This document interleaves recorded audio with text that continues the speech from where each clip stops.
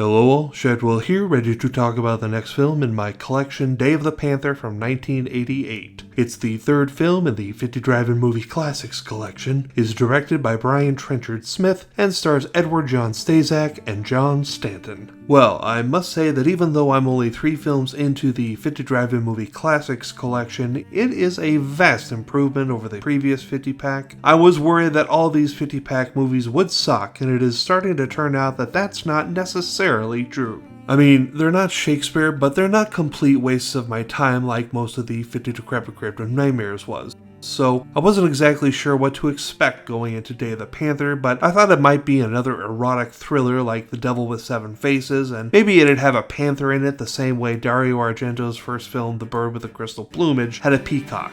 Boy, oh boy, was I way off.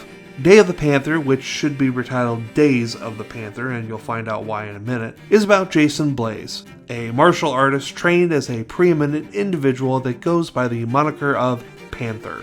Anyway, now a Panther, Jason Blaze goes on a sometime one-man fight against the big city's drug trade, because it was the 80s and so it was always a generic drug trade as the big bad. And even though the title is Day of the Panther, he spends several days being a panther and fighting crime, so I submit the retitle of Days of the Panther.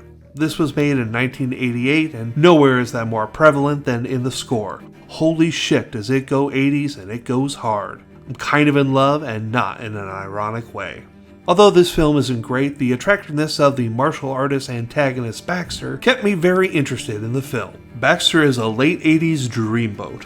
Of course, the two main characters, Jason Blaze and Baxter, are kept separate until they can have their big climactic good versus evil fight at the end of the film.